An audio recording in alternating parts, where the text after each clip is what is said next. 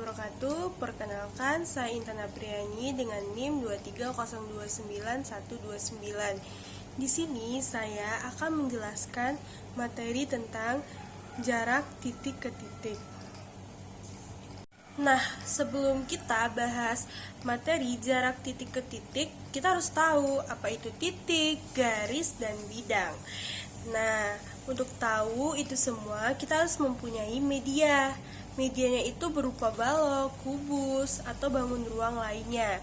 Di sini saya sudah mempunyai media yang berbentuk balok. Ini adalah media yang berbentuk balok. Nah, kalian tahu nggak sih titik itu apa? Nah, titik itu ini, titik A, titik B, titik F.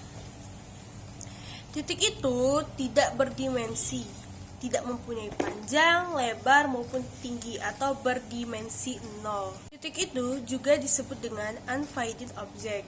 Lebih jelasnya, kalian bisa lihat pada bangun ruang kubus yang saya berikan contoh berikut ini. Guys, ini disebut dengan garis. Garis itu menghubungkan dua titik tapi yang memiliki panjang tak hingga, seperti contoh yang saya berikan pada bangun kubus pada gambar yang saya share.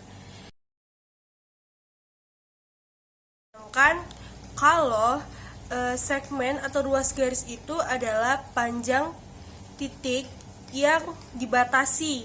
Ini adalah segmen AB atau ruas garis A dan B. Lalu, apa sih bidang? Bidang itu termasuk dimensi 2 yang memiliki panjang dan luas. Panjang, tinggi. Nah, yang mana sih yang bidang? Yang bidang itu adalah A, B, E, dan F. Ini adalah bidang. Dan di sini juga merupakan bidang. Dan bisa kalian lihat juga pada contoh gambar yang saya share berikut. Sebelum saya membahas tentang jarak titik ke titik, kita juga harus tahu sebenarnya jarak itu apa sih? Misalkan ya, kita mau ke sekolah itu pasti ada jarak ya. Jaraknya misalnya 1,2. Kita berjalan kaki dari rumah sampai sekolah itu adalah 1,2 km. Nah, dari sana kita tahu bahwa itu jarak itu adalah ukuran yang menunjukkan panjangnya suatu objek. Jadi, jarak titik ke titik itu apa sih?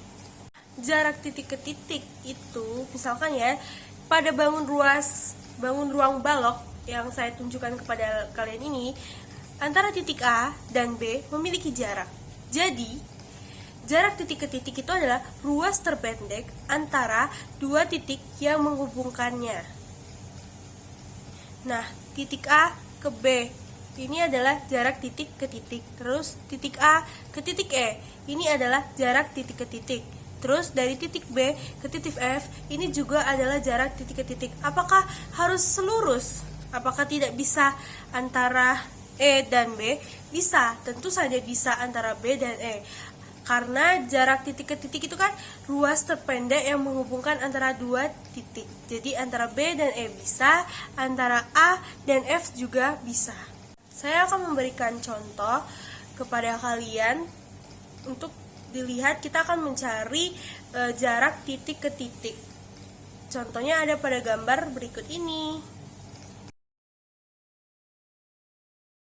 Dari gambar yang saya berikan, ternyata kita disuruh mencari jarak antara titik F dan titik C.